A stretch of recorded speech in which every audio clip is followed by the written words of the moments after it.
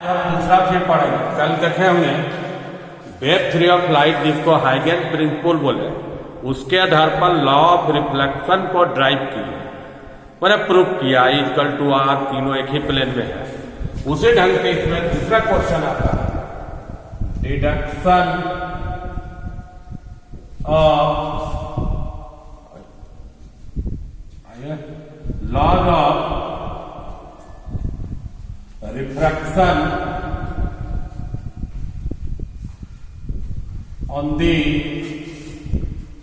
basis of wave theory of light। ये भी long question में आता है, लॉ ऑफ रिफ्लेक्शन या लॉ ऑफ रिफ्रैक्शन। तो सबसे पहले तो आइए फिगर इसका समझिए।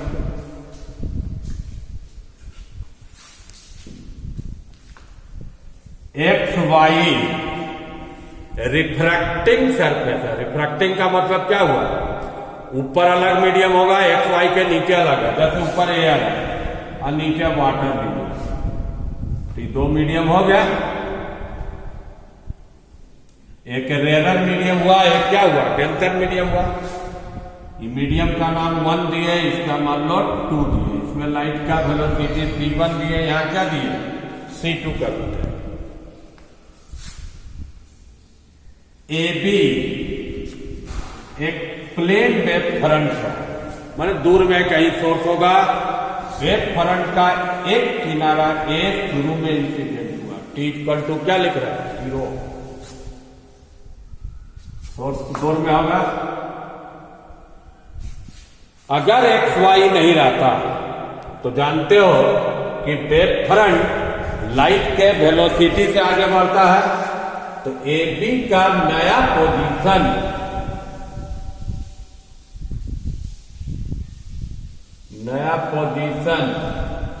कौन होता, ए डैश बी डैश। तो ये जो एज है, ये जो किनारा इस पॉइंट पर कितना टाइम के बाद इंसिडेंट किया, टी टाइम के बाद। यहां क्या लिख रहा है, टी बराबर टी। एक्स वाई नहीं रहने का मतलब क्या हुआ, जो मीडियम ऊपर है वही मीडियम क्या होगा, नीचे होगा। ये डिस्टेंस भी c1 t होगा, ये डिस्टेंस क्या होगा, c1 इंटू टी। अब आपको मेन समझना कि एक्स वाई है, एक्स वाई तो ये है, ऊपर अलग मीडियम है, नीचे अलग मीडियम है। तो जानते हो कि वेव फ्रंट से सेकेंडरी वेवलेट निकलता है, जिसका रेडियस टाइम के साथ क्या होता है, बढ़ता है। यहां से निकला, यहां से जो सेकेंडरी वेवलेट होगा वो रिफ्रैक्ट होगा। किस मीडियम में रिफ्रैक्ट होगा, सेकेंड में। यहां से भी रिफ्रैक्ट होगा, लेकिन कितना टाइम के बाद होगा, टी टाइम के बाद। जब वहां टी टाइम के बाद होगा तो यहां का सेकेंडरी वेवलेट कितना हो जाएगा, बढ़ के, मैंने ऐसे बढ़ते बढ़ते क्या प्राप्त कर लिया, तो टी c2 से गया तो ये डिस्टेंस क्या होगा, c2 इंटू टी। इस पर एक हम क्या करते हैं, टेंजेंट। कल आपको याद होगा रिफ्लेक्ट किया था टेंजेंट ऐसे। इसी बी डैश डी को हमको प्रूव करना होगा आगे, क्या आपका रिफ्रैक्टेड वेव फ्रंट। एक बार फिगर फिर से समझ लीजिए। एक्स वाई क्या हुआ, रिफ्रैक्टिंग सरफेस हुआ, ए बी क्या हुआ, एक प्लेन वेव फ्रंट हुआ जिसका एक एज ए शुरू में इंसिडेंट हुआ, बी एज यहां पर बी डैश पर इंसिडेंट हुआ, लेकिन कितना टाइम के बाद हुआ, टी टाइम के बाद। यहां से सेकेंडरी वेवलेट रिफ्रैक्ट कर रहा है। पहला पॉइंट एक्स वाई हटा दिया, तो ए बी का नया पोजीशन कौन हुआ, ए डैश बी। एक्स वाई रहेगा, तो यहां से सेकेंडरी वेवलेट रिफ्रैक्ट कर रहा है, जिसका रेडियस किस वेलोसिटी से बढ़ा है, c2। बी पॉइंट कहां इंसिडेंट किया, बी डैश पर। यहां से भी रिफ्रैक्ट किया, लेकिन उतना टाइम में यहां का सेकेंडरी वेवलेट का रेडियस क्या हो गया, ए डी। इस पर हम क्या कीजिए, टेंजेंट खींचिए। मैंने मेन चीज इसमें दो चीज होती है। पहला देखिए, in the absence of X Y अगर नहीं था तो ए बी का नया पोजीशन कौन था, A dash B dash position of wave front A B after time T, माने ए से ए डैश का डिस्टेंस या बी से बी डैश का डिस्टेंस कितना होता C1 इंटू टी। दूसरा अगर है in the presence of surface X Y है, तब हमको ये चीज प्रूफ करना है बी डैश डी को, ये हो जाएगा B dash D position of wave front A B after time T, या इसको बोल सकते हो क्या है ये रिफ्रैक्टेड वेब फ्रंट। कल देखे होंगे एक कंस्ट्रक्शन के, इसमें भी एक बनावट क्या कर रहे हैं कि एक लाइन दे रहा है, यहां पर कुछ नाम दिया P Q R. P Q R A dash के या बी बी डैश के क्या है पैरेलल का, और जहां कटा है क्यू पर, यहां से बी डैश डी पर एक परपेंडिकुलर डाल दिए। दो कंस्ट्रक्शन समझ गए। अब देखिए इसका कैलकुलेशन, हमको अगला क्या प्रूफ करने जा रहा है कि बी डैश डी जो है रिफ्रैक्टेड। आप देखिए दो triangle A dash B dash, अब उसके अंदर में कौन ट्रायंगल है क्यू आर बी डैश, वो सिमिलर अलग से हम फिगर बनाते हैं। ए डैश बी डैश, उसके अंदर में ऐसे है क्यू आर, एक एंगल दोनों में कॉमन है, ये इसका 90 है, ये 90 है, तो तीसरा कौन इक्वल हो गया A dash B dash similar है क्यू आर बी डैश। तो क्या होगा साइड का रेशियो लो ए डैश बटा Q R, A B dash बटा क्यू बी डैश। एक इक्वेशन आया। एक ट्रायंगल और देखिए आप ए डी बी डैश, उसके अंदर में घुसा हुआ है क्यू एम बी डैश। इस टाइप का ट्रायंगल है, यहां पर बना रहा है figure A D B dash और एक परपेंडिकुलर डाला है क्यू एम, एक कॉमन है, ये 90 है, ये 90 है, तो तीसरा कौन हो गया equal A D B dash similar है क्यू एम बी डैश। तो ए डी बटा Q M A B dash बटा क्यू बी डैश होगा। अगर तो इक्वेशन 1 इक्वेशन 2 दोनों का एक साइड इक्वल है, तो 1 और 2 को इक्वेट कर दो। इक्वेट करने से क्या है ए डैश बटा क्यू आर ए डी बटा क्यू एम। ए डैश का कितना वैल्यू है C1 इंटू टी है,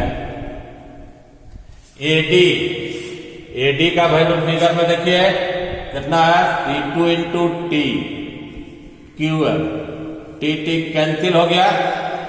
यहां से आपको निकला कि Q M by Q R का रेशियो C2 क्या है और लॉ ऑफ रिफ्रैक्शन जब प्रूफ किए थे तो याद करो कि क्यू एम बराबर क्यू आर आया था इसके पहले वाला वीडियो में।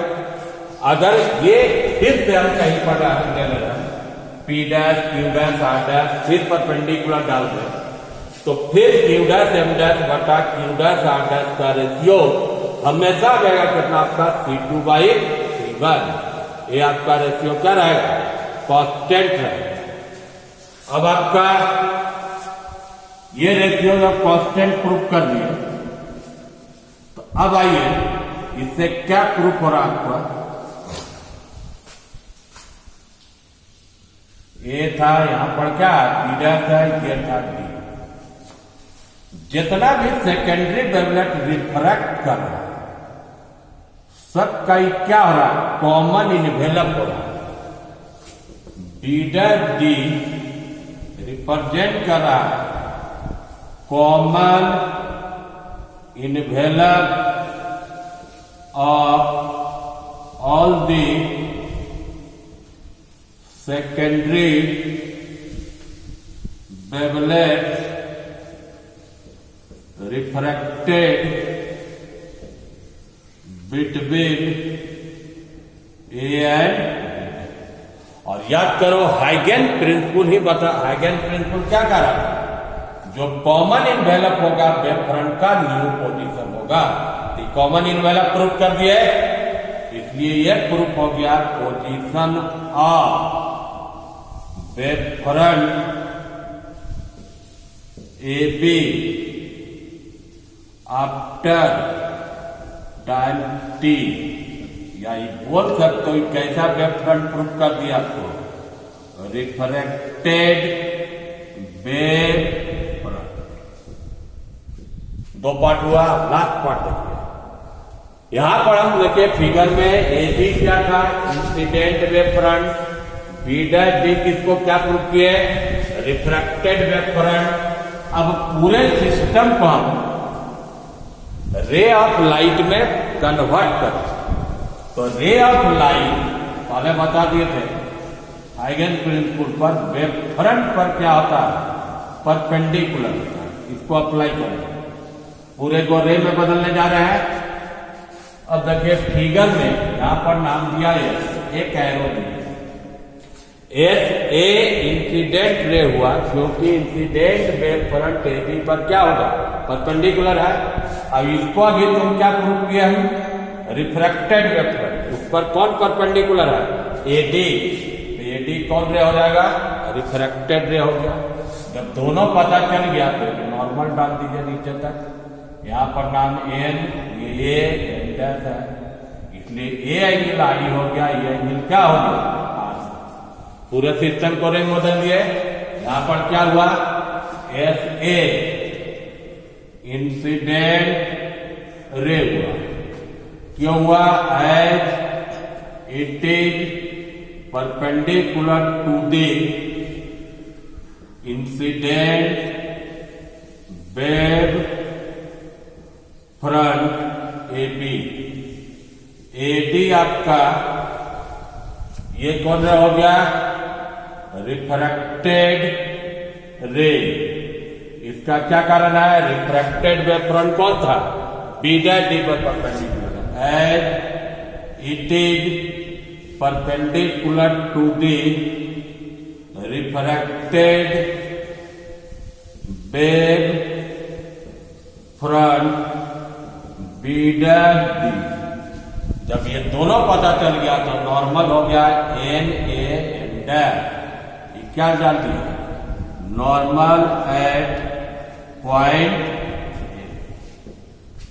जब तीनों पता चल गया तो एंगल पता चल गया, इधर समझ गए। अब देखिए एंगल कौन हो गया आपका, आई एस ए एन, ये हो गया एंगल ऑफ इंसिडेंस। आर कौन कौन हुआ आपका, डी ए एन डैश, ये क्या हो जाएगा, एंगल ऑफ रिफ्रैक्शन। अब सबसे पहला काम करेंगे, ये जो आई देख रहे हो इस ट्रायंगल का आई प्रूफ करेंगे, और आर को हम क्या करने जा रहे हैं, इस ट्रायंगल का इसको क्या प्रूफ करेंगे, आर प्रूफ करेंगे। अब देखिए कैसे आता है अपना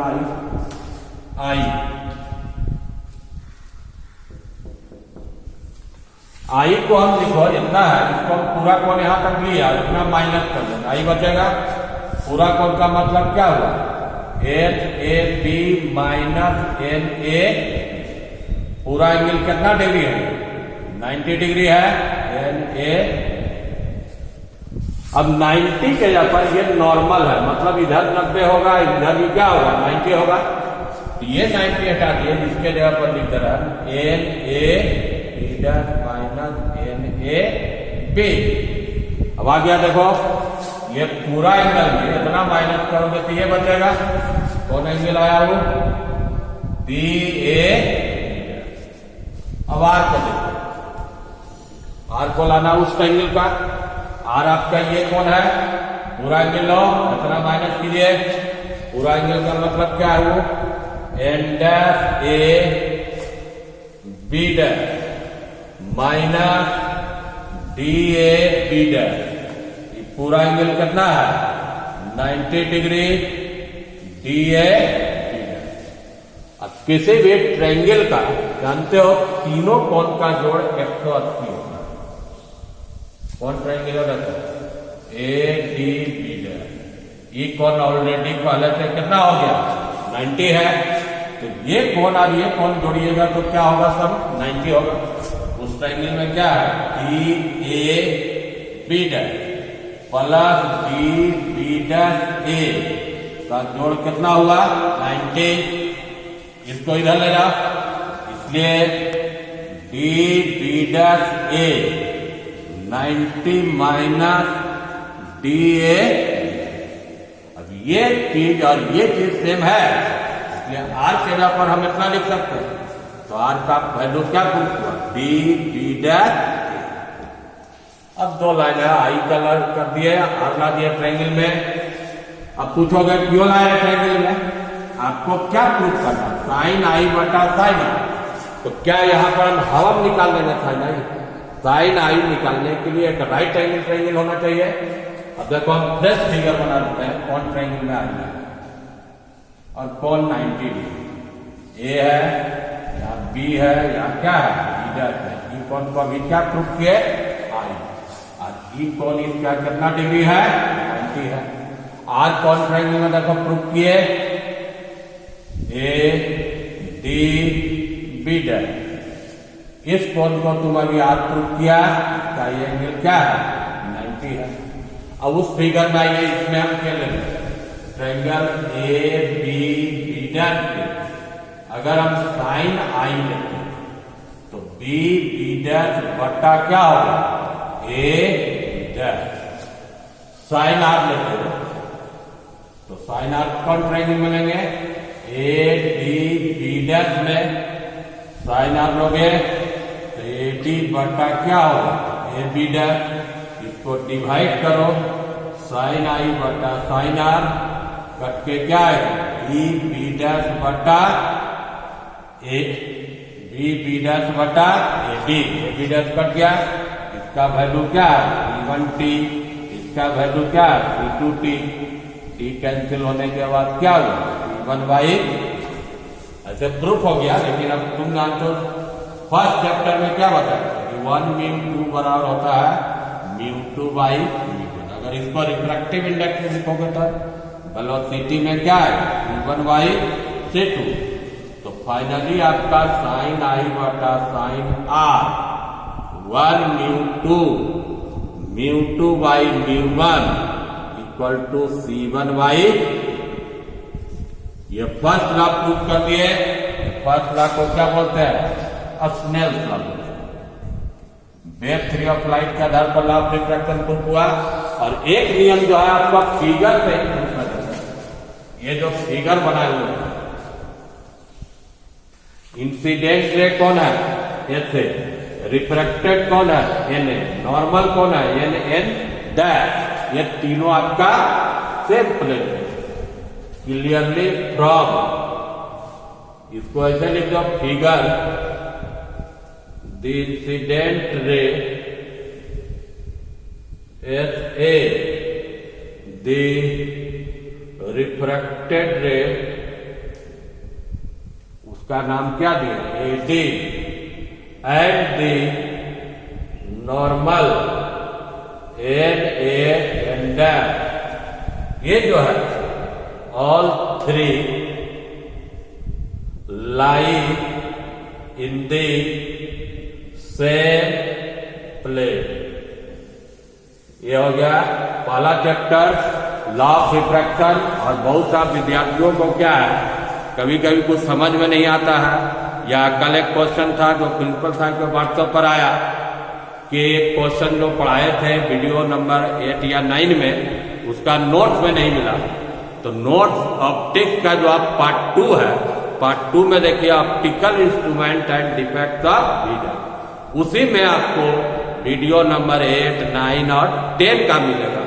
और उसके बावजूद भी अगर किसी को कोई दिक्कत है तो अपना हम व्हाट्सएप नंबर देते हैं जो वीडियो देख रहे हैं, और इस व्हाट्सएप नंबर पर मेरा व्हाट्सएप रहेगा, उस पर आप मैसेज कीजिएगा तो उसको उसी समय हम सॉल्व कर देंगे, और उसको फिर जब अगला वीडियो बनाएंगे तो उसमें आपको फिर सॉल्व करेंगे। इसको जो भी देख रहे होंगे मोबाइल नंबर लिखना है, यही व्हाट्सएप नंबर है 9430322051, यही व्हाट्सएप नंबर मेरा है।